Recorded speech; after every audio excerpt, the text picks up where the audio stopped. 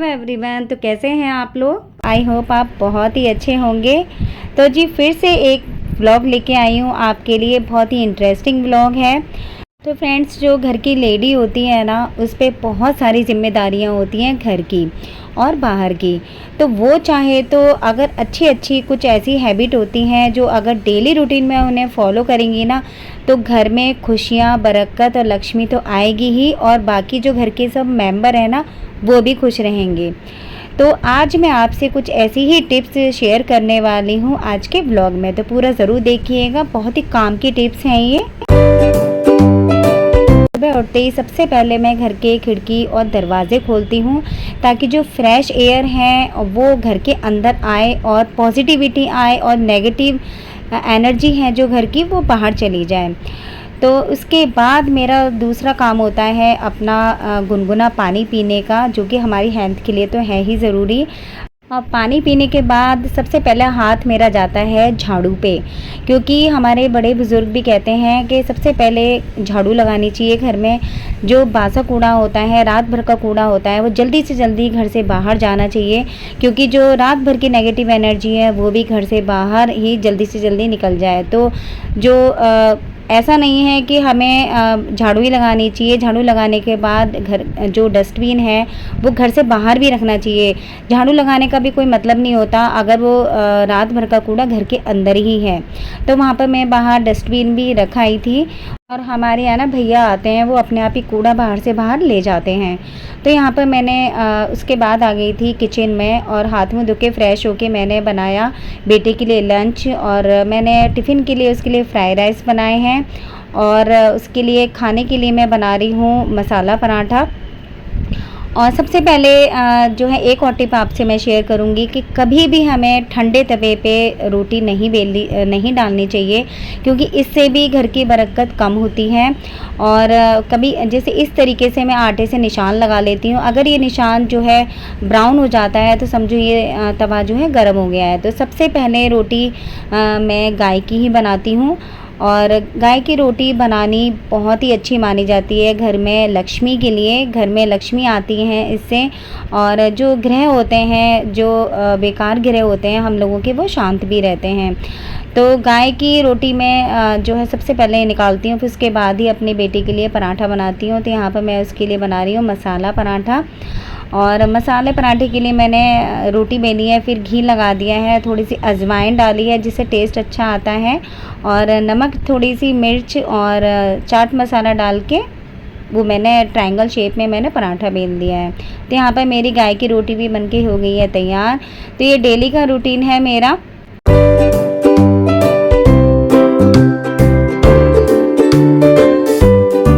तो यहाँ पर कुछ ऐसी टिप्स हैं जो आगे पूरे व्लॉग में मैं आपसे ऐसी ही टिप्स शेयर करने वाली हूँ आज।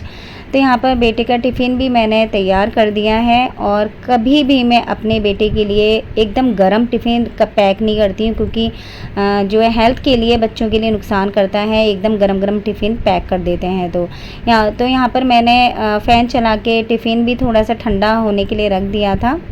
तो बस उसके बाद ही मैंने पैक कर दिया, फिर बेटा चला गया था स्कूल। तो यहाँ पर आपसे कुछ ये कस्टर्ड की रेसिपी शेयर करने वाली हूँ।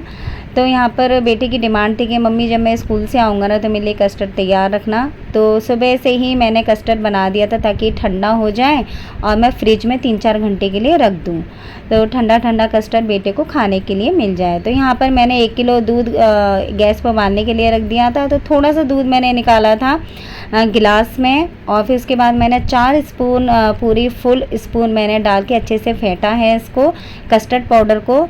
और जब अच्छे से फेंट गया तब जो उसके बाद दूध में उबाल आ गया, तो फिर मैंने उसमें चीनी डाल दी, और जो कस्टर्ड मैंने फेंटा था उसको मैं धीरे धीरे डाल रही हूँ, और एक हाथ से डाल रही हूँ, एक हाथ से चला रही हूँ। इससे ना गुठलियाँ नहीं आती हैं कस्टर्ड में। और तो सिम गैस मैंने रखी है, और इसको मैं 10 मिनट तक चलाती रहूँगी। बस इसे है कि चलाते रहना है, बीच में रोकना नहीं है।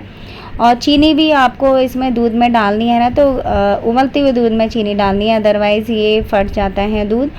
तो ये जो है हमारा कस्टर्ड बनके तैयार हो जाएगा। फिर इस और जो फ्रूट है ना वो मैं जब सर्व करूँगी ना उसी टाइम पे कटे हुए फ्रूट्स इसमें डालूँगी। तो यहाँ पे मैंने टॉवल रख दी हैं ताकि जो डाइनिंग टेबल का गिलास है ना वो चटके नहीं। कभी भी जो है एकदम गर्म बर्तन जो है गिलास के ऊपर जो है डाइनिंग टेबल के गिलास के ऊपर कभी नहीं रखना चाहिए। तो फ्रेंड्स बेटा चला गया है स्कूल और उसके स्कूल जाते ही ना मैं तसल्ली से बालकनी में ठंडी ठंडी हवा का मज़े लेती हूँ। ये देखिए कितनी ट्रैफिक की आवाज़ हो रही है यहाँ पर। तो मतलब वॉइस पॉल्यूशन तो है यहाँ, लेकिन जो पेड़ पौधे वगैरह लग रहे हैं ना इसकी वजह से ठंडी ठंडी हवा भी चलती है। और यहाँ पर ना बस अब बेटे को टाइम से स्कूल भेज दिया। अब मैं अपनी भी तो केयर करना ज़रूरी है। अब मैंने ये जो है ये मैंने बादाम अपने लिए भिगोए थे, सबके लिए भिगो देती हूँ बादाम ये, और अब इन्हें खाऊंगी मैं छील कर। तो अपनी भी हेल्थ का ध्यान रखना ज़रूरी है। तो खाली पेट मैंने जो है छील के मैंने बेटे को भी दे दिए थे, क्योंकि ना मॉर्निंग में उस पर इतना टाइम नहीं होता कि वो छील के खा ले। तो यहाँ पर बादाम खाने के बाद मैं लग गई हूँ फ्रिज की क्लीनिंग पे। और डीप क्लीन नहीं करने वाली आज मैं फ्रिज को, क्योंकि जो हस्बैंड ना सब्ज़ी लेके आए थे कुछ, तो उसको फ्रेश सब्ज़ी रखने से पहले मैं एक बार गीले कपड़े से जो है फ्रिज को ज़रूर साफ़ करती हूँ।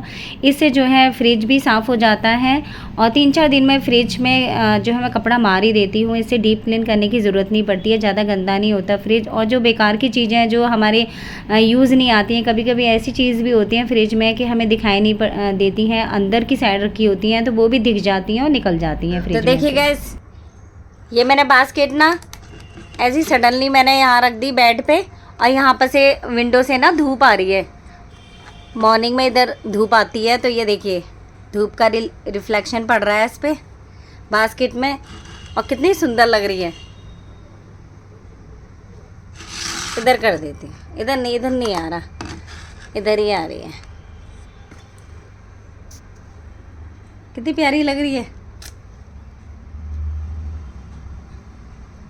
ना गाइस, कितनी सुंदर लग रही है। कभी कभी अपने आप ही चीज़ ऐसी बन जाती है।